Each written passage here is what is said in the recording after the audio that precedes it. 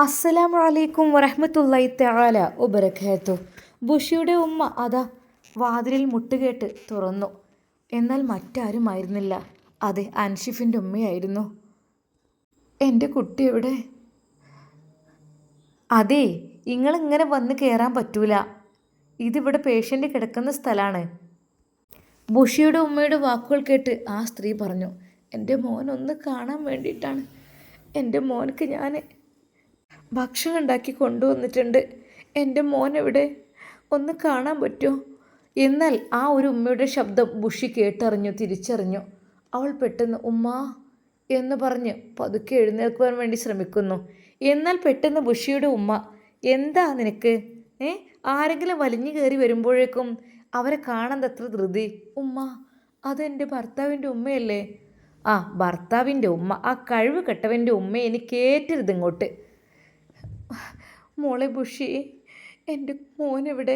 ഉമ്മ, അപ്പുറത്താണ് ഇക്കയുള്ളത്. മോളെ, ഇത് ഭക്ഷണം കൊണ്ടുവന്നിട്ടുണ്ട് നിങ്ങൾക്ക് 2 പേർക്കുള്ള. സ്നേഹത്തോടെ ആ ഉമ്മ അത് അവൾക്ക് നേരെ നീട്ടുന്നു. അതെ, ഇങ്ങളെ ഭക്ഷണമൊന്നും ഇവിടെ ഉള്ളവർക്ക് കഴിക്കാൻ പറ്റൂല, ഇത് ഹോസ്പിറ്റലാണ്. അല്ല പിന്നെ. അല്പം ദേഷ്യത്തോടെ ബുഷിയുടെ ഉമ്മ ആ പാവം ഉമ്മയോട് പെരുമാറി. എന്നാൽ പാവം അൻഷിഫ ഇതൊന്നും അറിയുന്നില്ല. എൻ്റെ മോനൊന്ന് കാണിച്ചു തരാൻ പറ്റുമോ മോളെ ബുഷി? എന്നാൽ ബുഷി പതുക്കെ എഴുന്നേറ്റു. ബുഷിക്ക് അല്ലെങ്കിലും കുഴപ്പമൊന്നുമില്ലല്ലോ, എന്ത് കാര്യത്തിനാണ് ഓൾ ഇവിടെ നിൽക്കുന്നത്? ഇപ്പോൾ അതാ ഓള് എണീറ്റ് നടക്കണത്. ഉമ്മ വരി. പെട്ടെന്ന് സിനാൻ അങ്ങോട്ട് വന്നു. എങ്ങോട്ടാ ബുഷി? എങ്ങോട്ടാ? ഈ സ്ത്രീയും കൈപിടിച്ചുകൊണ്ട് എങ്ങോട്ടാ? പെട്ടെന്ന് അതാ സിനാൻ്റെ മുഖം കണ്ടപ്പോൾ അൻഷിഫിൻ്റെ ഉമ്മാക്ക് അല്പം ഒരു ആശ്വാസം തോന്നി. മോനെ സിനാൻ, ഞാൻ മോനെ ഒന്ന് കാണാൻ വേണ്ടിയിട്ട്. അതെ, ഇത് വീടല്ല എപ്പോഴും കയറി ഇറങ്ങാൻ, ഇത് ഹോസ്പിറ്റലാണ്, ICU ആണ്. അതുകൊണ്ട് തന്നെ നിങ്ങളുടെ ഇഷ്ടത്തിന് ഇവിടെ കയറാൻ ഇറങ്ങാനും പറ്റൂല. മോനെ, ഇത് ഉമ്മയാടാ, നീ എന്നെ മറന്നോ? നീ എത്ര പ്രാവശ്യം വീട്ടിലേക്ക് വന്നിട്ടുണ്ട് മോനെ, നീ എന്നെ മറന്നോടാ? എന്നാൽ അതാ ആ ഉമ്മയെ അവൻ പരിഗണിക്കുക പോലും ചെയ്തില്ല. എത്രയോ തവണ അൻഷിഫിൻ്റെ കൂടെ അങ്ങോട്ട് വന്നതാണ്. എന്നിട്ട് പോലും പാവം ആ സ്ത്രീയെ അവൻ പരിഗണിക്കുക പോലും ഇല്ല. അതെ, അതൊക്കെ വീട്ടിൽ, ഹോസ്പിറ്റലിൽ ആ ബന്ധമൊന്നുമില്ല, മനസ്സിലായല്ലോ? മോനെ, എന്തെൻ്റെ കുട്ടിക്ക് പറ്റിയത്? ഇങ്ങനെയല്ലല്ലോ ഇരുന്ന നീ.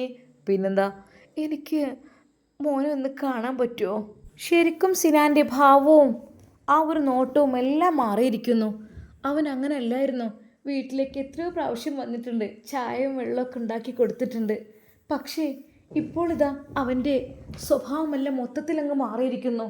അതെ തള്ളേ, ഇങ്ങോട്ട് അങ്ങനെ കയറി വരാൻ പറ്റില്ല. നിങ്ങളുടെ മകന് അവിടെ അത്യാവശ്യ നിലയിലാണ്. പിന്നെ നിങ്ങളെ മകനെ ഒരിക്കലും ഇങ്ങോട്ട് പ്രതീക്ഷിക്കേണ്ട. കാരണം എന്താണെന്ന് വെച്ചാൽ ഞങ്ങളെ കൊണ്ട് കഴിയുന്ന രീതിയിൽ ഡോക്ടേഴ്സ് ഫാമിലി ഞങ്ങളത് ചെയ്ത് നോക്കിയിട്ടുണ്ട്. പക്ഷേ എന്ത് ചെയ്യാൻ, നിർഭാഗ്യവശാൽ നിങ്ങളുടെ മകൻക്ക് ജീവിതത്തിലേക്ക് തിരിച്ചു വരാൻ തന്നെ ബുദ്ധിമുട്ടായിരിക്കും. ഇനി അഥവാ തിരിച്ചു വരികയാണെങ്കിൽ തന്നെ എനിക്ക് പറയാനുള്ളത് എന്താണെന്ന് വെച്ചാൽ, ഒന്നുകിൽ വീൽ ചെയറിൽ അല്ലെങ്കിൽ കിടപ്പിൽ. എന്താ, നിങ്ങൾക്ക് അവനെ നോക്കാൻ കഴിയുമോ? എന്തായാലും വേണ്ടിയില്ല, എൻ്റെ മോനെ ഞാൻ നോക്കിക്കോളാം, എനിക്ക് ഓനൊന്ന് കണ്ടാൽ മതി. ആ ഉമ്മ വിതുമ്പി കരയുകയായിരുന്നു. അതെ, ഇതിനു മുമ്പൊന്ന് മോങ്ങിക്കരയണ്ട, അകത്ത് കയറി കണ്ടോളൂ. എന്നാൽ ഈ സമയം അതാ അവൻ അൻഷിഫ് തൻ്റെ പ്രിയപ്പെട്ട ഉമ്മ വരുന്നത് അറിയുന്നു. എന്നാൽ അതാ സിനാൻ്റെ വിചാരം നല്ല ഡോസുള്ള മരുന്ന് കൊടുത്തിട്ട് അവനെ 24 മണിക്കൂർ ബോധരഹിതനായി കിടക്കുന്ന അവസ്ഥയാണെന്നാണ്. ഇതാണ് നിങ്ങളുടെ മകൻ്റെ അവസ്ഥ. ഞാൻ എന്ത് ചെയ്യേണ്ടത്? ഞങ്ങളെ കൊണ്ട് കഴിയുന്ന രീതിയിലുള്ള എല്ലാ മെഡിസിൻസും ഒക്കെ കൊടുത്തിട്ടുണ്ട്.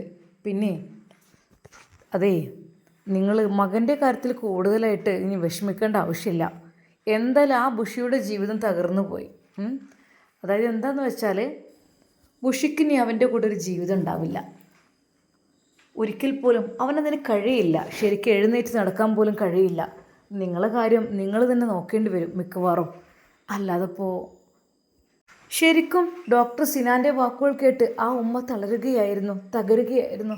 മോനെ മോനെ. എന്നാൽ ഈ സമയം അതെ, കുറച്ച് നേരം മോനെ കണ്ടെന്നുള്ളൂ. മോന് ഒരക്ഷരം മിണ്ടില്ല, ഒന്നും മോന് ചെയ്യൂല. അവിടെ ഇരുന്നോളൂ, നോ പ്രോബ്ലം, കുഴപ്പമില്ല. അല്പം മകൻ്റെ കൂടെ അങ്ങനെ ഇരുന്നോളൂ, ഞാൻ മാറി തന്നേക്കാം. എന്നാൽ അപ്പോഴേക്കും അതാ സിനാനെ ബുഷിയുടെ അരികിലേക്ക് എത്തുന്നു. എന്നാൽ ബുഷി അത് പറഞ്ഞ് കരയുകയായിരുന്നു. എന്തിനാണ് ഉമ്മാനെങ്ങനെ നിങ്ങൾ അങ്ങനെയൊക്കെ പറഞ്ഞത്? അങ്ങനെ പറയാൻ പാടുണ്ടോ ഉമ്മ? എന്താണ് നിങ്ങളുടെ അവസ്ഥ ഇങ്ങനെ? ശരിക്കും ആ ഉമ്മയുടെ വാക്കുകളെ കുറിച്ച് പറഞ്ഞ് കരയുകയായിരുന്നു ബുഷി. എന്താ ബുഷി, നീ ഇങ്ങനെ കരയാണോ? വൈകാതെ നിന്നെ ഡിസ്ചാർജ് ആക്കി തരാം, ഇനി കുഴപ്പമൊന്നുമില്ലല്ലോ. പിന്നെ ഇവിടുന്ന് ഡിസ്ചാർജ് ചെയ്ത് പോയിട്ട് അവനെ കാണണമെന്ന് പറഞ്ഞാൽ നടക്കൂല. അവന് ആ രീതിയിലാണ്, മനസ്സിലായല്ലോ. എന്നാൽ ബുഷിയെല്ലാം മറച്ചു വെച്ചു. അതെ, താൻ അൻഷിഫിൻ്റെ അരികിൽ പോയതും അതൊന്നും അവരാരും അറിഞ്ഞിട്ടില്ല. അതെ, ആ തള്ളയുണ്ട് മകൻ്റെ അടുത്ത്. മകനെ കണ്ട് കൊതി തീരട്ടെ. എന്തിനാണ് അവനെ കൊണ്ട് ഇനി ഒരു ഉപകാരമില്ല ഈ ഒരു ഉറക്കം. ഇതെന്നാവുന്ന ഉണരുക. പിന്നെ അതുമാത്രമല്ല, അവനെ കൊണ്ട് ഇനി ഒന്നും കഴിയൂല. എന്തായാലും നിങ്ങളെ ഞാൻ ഡിസ്ചാർജ് ആക്കി തരാം ഇന്ന് കേട്ടോ. ഇപ്പോൾ ബുഷിക്ക് കുഴപ്പമൊന്നുമില്ലല്ലോ, ഓക്കെ അല്ലേ? മോനെ ഡിസ്ചാർജ് ആക്കിയാലും ഇടയ്ക്ക് ഞങ്ങളൊക്കെ ഒന്ന് കാണാൻ വരണം കേട്ടോ ഉമ്മ. ഇടയ്ക്കെന്നല്ല, എന്നും വരാലോ, അതിനെന്ത് സന്തോഷമേ ഉള്ളൂ മോനെ. പിന്നെ ഏതെല്ലാം അൻഷിഫ് രക്ഷപ്പെടില്ലെന്ന് പറഞ്ഞല്ലോ, അവനെ കൊണ്ടൊന്നിനുള്ള കഴിവുമില്ല. എന്തൊക്കെ തന്നെയായാലും മോൻ പറഞ്ഞ കാര്യം മറക്കല്ലേ കേട്ടോ. എനിക്ക് ആ ഒരു പ്രതീക്ഷയാണുള്ളത്, അല്ലാതെ എൻ്റെ ബുഷിയുടെ കാര്യത്തിൽ എനിക്ക് സങ്കടമായിരുന്നു. എന്താ ചെയ്യുക, എന്നാലും മോനുള്ളത് കൊണ്ട് രക്ഷപ്പെട്ടു എന്ന് തന്നെ പറയാം ഉമ്മ. തീർച്ചയായും ഞാനുണ്ടാകും. എന്നാൽ ഒരു നിമിഷം ബുഷി അവരെ തുറച്ചു നോക്കി. ഇവരെന്തേ പറയുന്നത്, എനിക്കൊന്നും മനസ്സിലാകുന്നില്ലല്ലോ എന്നുള്ള രീതിയിൽ. ബുഷി നോക്കൊന്നും വേണ്ട. അതായത് പിന്നുണ്ടല്ലോ, നിൻ്റെ ഭർത്താവിന് ഏതായാലും ഒന്നിനും കഴിവില്ല. അപ്പോൾ ഉമ്മയുടെ മരുമകനായിട്ട് എന്നെ സ്വീകരിക്കുകയാണ്. എന്നാൽ ആ നിമിഷം ബുഷി പൊട്ടിത്തെറിച്ചു. ഉമ്മ, നിങ്ങൾക്ക് എന്തിൻ്റെ കേടാ? ബുഷിയെ, അന്നെ ഈ കോലത്തിൽ ഓനെ ആക്കിയെടുത്തല്ലോ. എൻ്റെ അസുഖങ്ങളൊക്കെ മാറ്റി നിനക്കുള്ള ട്രീറ്റ്മെൻറ്റും കാര്യങ്ങളും ഒരു 5 പൈസ അവൻ വാങ്ങിയിട്ടില്ല ശരിക്ക്. അജ്മൽ പൈസ അയച്ചിട്ട് ഡിസ്ചാർജ് ചെയ്യുമ്പോൾ ഒന്നായിട്ട് കൊടുക്കാമെന്നൊക്കെ പറഞ്ഞത്. പക്ഷേ അവനാണ് ചെയ്തത്. എന്നിട്ട് നീ എന്താ അവനോട് ഇത്ര മോശമായി പെരുമാറുന്നത്? ഉമ്മ, അദ്ദേഹം ഡോക്ടറാണ്. ഡോക്ടറാകുമ്പോൾ ഡോക്ടർ സ്ഥാനത്ത് നിൽക്കണം, അല്ലാതെ. എന്നാൽ അത് കേട്ടപ്പോൾ ശരിക്കും സിനാന് ദേഷ്യമാണ് പിടിച്ചത്. ഓൾക്കിപ്പോൾ എന്താന്നില്ലേ, അഹങ്കാരം തുടങ്ങി. അല്ലാതെ എന്താ, അവൾ പണ്ട് അഹങ്കാരിയാണ്. ഹോസ്പിറ്റലിൽ വെച്ച് പലതവണ ഞാൻ അവളെ പക്ഷെ സമ്മതിച്ചിട്ടില്ല. ഇപ്പോഴിതാ അസുഖം മാറി അഹങ്കാരം തുടങ്ങി. വേറെ ഇഞ്ചക്ഷൻ കൊടുത്ത് അവിടെ കെടുത്തുകയാണ് വേണ്ടത്. എന്നാൽ ഞാൻ അൻഷിഫിനെ ഒരിക്കലും എഴുന്നേൽക്കാൻ സമ്മതിക്കില്ല. എന്താന്നില്ലേ, അവളുടെ ഒരു ഹുങ്ക് കണ്ടില്ലേ? ശരിക്കും സിനാന് നല്ലൊരു കൊട്ടാണ് അവൾ കൊടുത്തത്. എന്നാൽ ഈ സമയം അൻഷിഫിൻ്റെ ഉമ്മ അതാ അവൻ്റെ കൈകൾ പിടിച്ച് കരയുകയാണ്. മോനെ, ഉമ്മാൻ്റെ കുട്ടി എന്താ ഇങ്ങനെ ഈ കൊലത്ത് കിടക്കണം? ഉമ്മാക്ക് ഇനി ആരുള്ളത്? എൻ്റെ കുട്ടി പോയാൽ. ബുഷി ഒരു നോക്കി കണ്ടു മോനെ, അവരെയൊന്നും സമ്മതിക്കണില്ല. ബുഷി പാവം മോളാണ്. പക്ഷേ എൻ്റെ കൂട്ടുകാരെന്ന് പറയുന്ന ആ ഒരു സിനാനൊക്കെ ഇത്ര പെട്ടെന്ന് സ്വഭാവം മാറിയല്ലോ മോനെ. എന്താ മോനെ ഇങ്ങനെയൊക്കെ? ശരിക്കും ആ ഉമ്മ കരഞ്ഞുകൊണ്ട് പറയുകയാണ്. എന്നാൽ ഒരു നിമിഷം അതാ അൻഷിഫിന് കണ്ണ് തുറക്കാതിരിക്കാൻ കഴിഞ്ഞില്ല. അവൻ പതുക്കെ, ഉമ്മ, മോനെ എൻ്റെ കുട്ടി സംസാരിച്ചോ? ഉമ്മ. പതുക്കെ അവൻ കണ്ണുകൾ തുറന്നു. ഉമ്മ, എനിക്കൊന്നുമില്ലമ്മ. മോനെ, നീയല്ല അത്യാസന്ന നിലയിലാണ്, തീരെ വയ്യ, ഇനി ഇങ്ങോട്ടില്ല എന്നൊക്കെ പറഞ്ഞത്. ഉമ്മ, കുഴപ്പമൊന്നുമില്ല എനിക്ക് കേട്ടോ, വൈകാതെ ഞാൻ തിരിച്ചെത്തും. മോനെ, എൻ്റെ കുട്ടി കണ്ണ് തുറന്നല്ലോ, സംസാരിച്ചല്ലോ, അത് മതി, എനിക്ക് സമാധാനമായി. മോനക്ക് വേണ്ടി ഫുഡ് ഞാൻ കൊണ്ടുവന്നിട്ടുണ്ട്. ഉമ്മ, ഇപ്പോൾ എനിക്കൊന്നും വേണ്ട, ഞാൻ പിന്നെ കഴിച്ചോണ്ട് അത് കേട്ടോ. ഉമ്മക്ക് കഴിവില്ല ഇവിടെ നിൽക്കാൻ. ഉമ്മ പൊയ്ക്കോളി കേട്ടോ, ദുആ ചെയ്യണം. ശരിക്കും അൻഷിഫ് അതൊക്കെ അറിഞ്ഞുകൊണ്ട് പറയുന്നു. മോനെ, എൻ്റെ കുട്ടീനെ വിട്ട് ഞാൻ ഇങ്ങനെ പോകുക? പെട്ടെന്നാണ് അത് സിനാൻ അങ്ങോട്ട് കടന്നു വന്നത്. എന്താ ഇവിടെ ഐസിയുയിൽ ഒരുപാട് നേരം നിങ്ങളെന്താ സംസാരിക്കുന്നുണ്ടോ? എന്നാൽ ഒരു നിമിഷം അതെ, ആ മകൻ കണ്ണുകൾ കൊണ്ട് ഉമ്മയോട് ഒന്ന് ആംഗ്യം കാണിച്ചു, പറയരുതെന്ന്. അതിൻ്റെ കുട്ടിക്ക് എന്തൊക്കെയോ സ്വപ്നത്തിൽ പറയുന്ന പോലെയാണ് തോന്നുന്നത്. എൻ്റെ കുട്ടി എന്തായാലും ശരിയാവുമായിരിക്കില്ലേ? അത് ശരിയാവുന്നാവുമെന്ന് എനിക്ക് പറയാൻ പറ്റില്ല. ഇനിയിപ്പോൾ ശരിയായില്ലെങ്കിലും കുഴപ്പമൊന്നുമില്ല. എന്തായാലും ഇത്ര വരെ ജീവിച്ചില്ലേ. പിന്നുമ്മ, നിങ്ങളെ മകനൊരു കഴിവ് കെട്ട ആളല്ലേ, ഒരു കഴിവുമില്ലാത്ത. എന്തിനാണ് വെറുതെ ഓരോരുത്തരൊരു ആയുസ് ഇങ്ങനെ? ഇനിയിപ്പോൾ ഇരിക്കലും കിടക്കലൊക്കെ ആയിട്ട് നിങ്ങൾക്ക് കഴിയോ നോക്കാൻ? ഏതായാലും ഇവിടെ കിടക്കട്ടെ, എന്നെക്കൊണ്ട് കഴിയുന്ന രീതിയിൽ ഞാൻ സെറ്റാക്കി എടുക്കാൻ ശ്രമിക്കാം. എന്നാൽ അതാ സിനാൻ്റെ വാക്കുകൾക്ക് അൻഷിഫ് ഒന്നും തന്നെ മിണ്ടിയില്ല. അവൻ എല്ലാ വിഷമങ്ങളും ദുഃഖങ്ങളും എല്ലാം മനസ്സിൽ വെച്ചു. അവനറിയാം ബുഷി തന്നെ കാണാൻ വരുമെന്ന്. അങ്ങനെ അതാ ഉമ്മ പോകുവാൻ വേണ്ടി നിൽക്കുകയാണ്. എന്നാൽ ഞാനിവിടെ നിന്നിട്ട്, എന്നാൽ അവൻ ഉമ്മയോട് ആംഗ്യം കാണിച്ചു. ഉമ്മ നിങ്ങൾ പോയിക്കോളൂ എന്നുള്ളത്.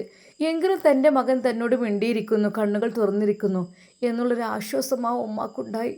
ആ ഉമ്മ ഹൃദയം പൊട്ടി പ്രാർത്ഥിച്ചു, റബ്ബേ എൻ്റെ കുട്ടിയാണല്ലോ റബ്ബേ കിടത്തും കിടക്കണത്, അല്ലാ നീ വിചാരിച്ചാൽ. എന്നാൽ പോകുന്ന നിമിഷം ബുഷിയെ ഒന്ന് കാണണമെന്ന് ആ ഉമ്മാക്ക് തോന്നി. നേരെ ബുഷി കിടക്കുന്ന റൂമിൻ്റെ വാതിലിനരികിലേക്ക്. ബുഷി മോളെ, മോളെ. അതെ, വാതിലിങ്ങനെ മുട്ടി വിളിക്കാൻ പറ്റില്ല, ഇത് വീടല്ല, ഇത് ഹോസ്പിറ്റലാണ്.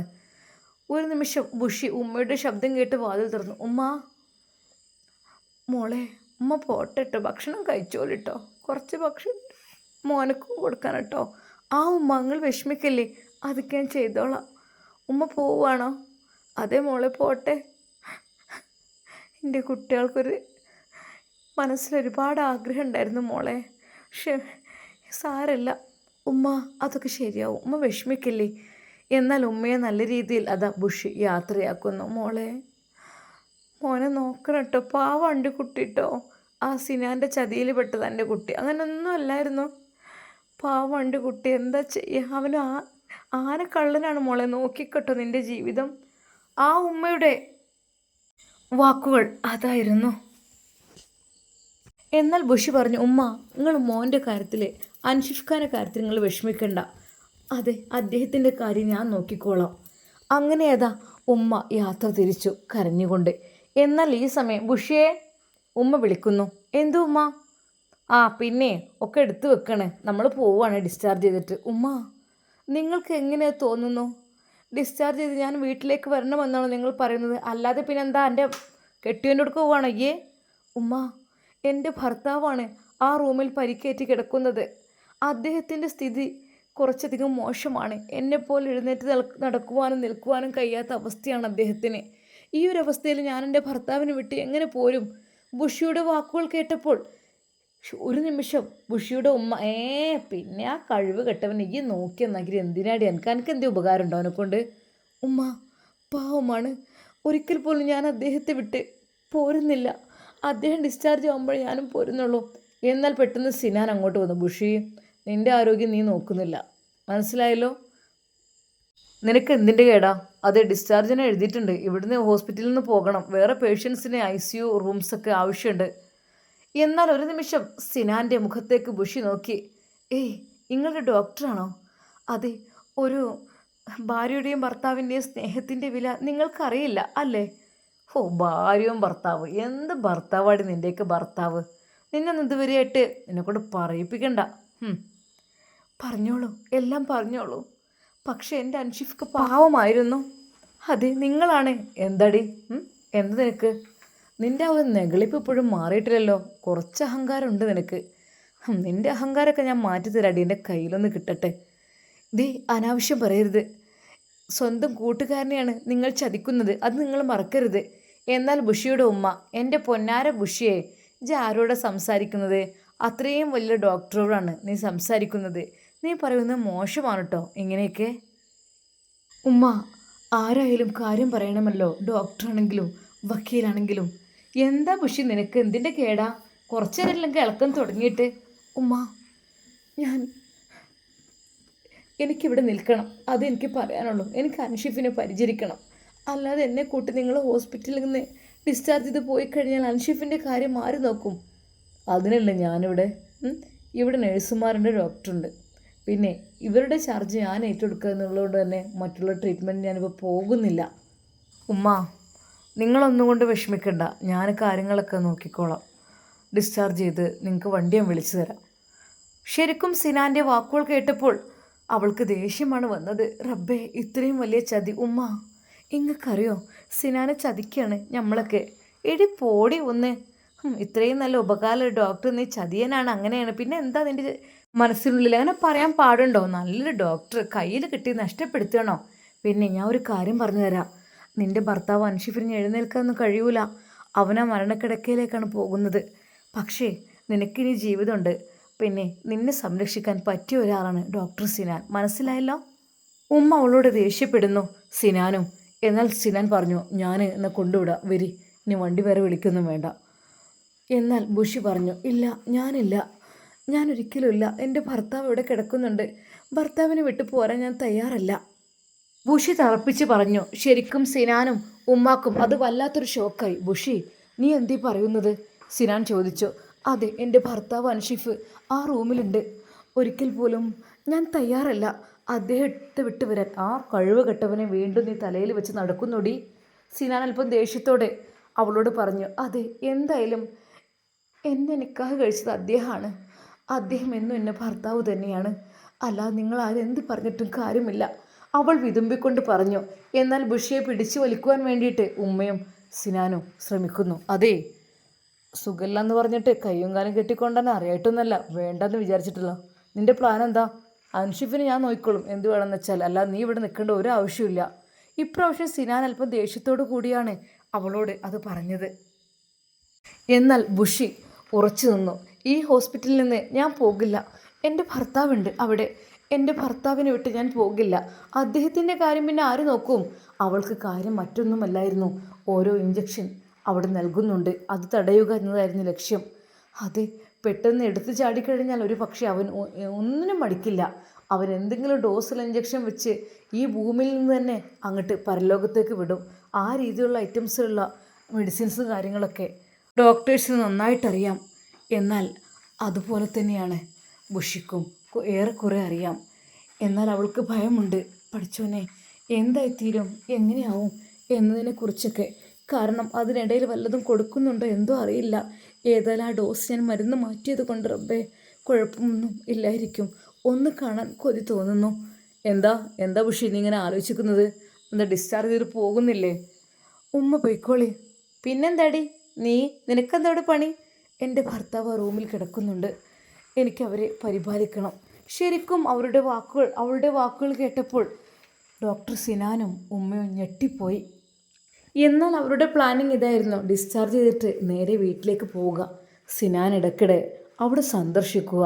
സിനാൻ്റെ മധുര സ്വപ്നങ്ങൾ അതെല്ലാം തകർന്നടിയുന്ന പോലെയാണ് അവനക്ക് തോന്നിയത്. അവൻ്റെ പ്ലാനിങ് എല്ലാം തെറ്റും എന്നുള്ള കാര്യം ഉറപ്പാണ്. ആ ദേഷ്യത്തിലാണ് അവൻ.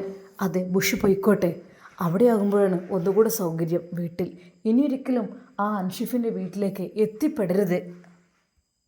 അവൾ എനിക്ക് വേണം, എനിക്ക് സ്വന്തമാക്കണം. സിനാൻ്റെ ചുണ്ടുകൾ മന്ത്രിച്ചു. എന്നാൽ ബുഷി കൂട്ടാക്കുന്നില്ല ആ ഹോസ്പിറ്റൽ വിട്ട് പോകുവാൻ. തൻ്റെ ഭർത്താവിനെ വിട്ട് ഞാൻ എങ്ങോട്ടുമില്ല, മരിക്കുകയാണെങ്കിൽ കൂടെ നിൽക്കണം. അതെ, ഒരിക്കൽ പോലും അദ്ദേഹത്തെ അവൾ വിതുമ്പിക്കരഞ്ഞു. എന്നാൽ അവസാനമായി സിനാൻ ഒന്നുകൂടി വിളിച്ചു. ബുഷി പോകുന്നുണ്ടോ? പോകുന്നുണ്ട്, ഇവ വണ്ടി കയറി, പിന്നെ പറഞ്ഞിട്ട് കാര്യം ഉണ്ടാവില്ല. മോളെ, എനിക്ക് എന്തിൻ്റെ കേടാ? നിനക്ക് വണ്ടിയിൽ കയറിക്കൂടെ? ഉമ്മക്കറിയില്ല. എന്താ മോളെ കഴിവ് കെട്ടവനെ ഇനി എത്ര ഈ കാത്തുന്നാലും ഞാൻ എന്നെ സമ്മതിക്കൂല ഓൻ്റെ കൂടെ ജീവിക്കാൻ. അതുകൊണ്ട് ഒഴിവാക്കുക, ബന്ധം ഒഴിവാക്കുക തന്നെ വേണം. ഞാൻ അതിന് മുൻകൈ എടുക്കുകയാണ്. ഈ ഇവിടെ നിൽക്കുകയാണെങ്കിൽ ഞാൻ കോടതിയിൽ പോയിട്ട് സ്റ്റേഷനിൽ പോയിട്ട് പറയും, കഴിവ് കെട്ട ആളാണ് എൻ്റെ കുട്ടിയെ കല്യാണം കഴിച്ചത്, അതുകൊണ്ട് തന്നെ ആ ബന്ധം ഒഴിവാക്കിപ്പിക്കണമെന്ന് ഞാൻ പറയും. നോക്കിക്കോ. ഉമ്മ, നിങ്ങൾ എന്തേ പറയുന്നത്? ശരിക്കും ഉമ്മയുടെ വാക്കുകൾ കേട്ട് ബുഷി ആകപ്പാടെ ടെൻഷനാവുകയായിരുന്നു. റബ്ബേ, ഒരു ഭാഗത്ത് തൻ്റെ പ്രിയപ്പെട്ട ഭർത്താവിൻ്റെ മുഖം അവൾക്ക് തെളിഞ്ഞു വന്നു. അൻഷിഫ്, അതെ, കണ്ടാലും മതി, എനിക്ക് ഒന്നുകൂടെ കാണണം. പക്ഷേ എന്നെ ഇവർ സമ്മതിക്കുന്നില്ല അൻഷിഫിൻ്റെ കൂടെ ജീവിക്കാൻ വേണ്ടിയിട്ട്, അവൾ മനസ്സിൽ പറഞ്ഞു. സിനാനും ഉമ്മയും ദേഷ്യത്തോടു കൂടെ അവളെ കാത്തു നിൽക്കുകയാണ്. എന്നാൽ ബുഷി അവിടുന്ന് അനങ്ങയില്ല. എന്തൊക്കെ തന്നെയായാലും നമുക്കിതിൻ്റെ ബാക്കി ഭാഗം നാളെ കാണാം. അതെ, ബുഷി ഡിസ്ചാർജ് ചെയ്ത് വീട്ടിലേക്ക് പോകുമോ? അങ്ങനെയാണെങ്കിൽ അൻഷിഫിൻ്റെ കാര്യം എന്തായിത്തീരും? നമുക്ക് കാത്തിരുന്ന് കാണാം. അതുവരേക്കും എല്ലാവർക്കും അസ്സലാമു അലൈക്കും വറഹ്മത്തുള്ളാഹി തആല വബറകാതുഹു.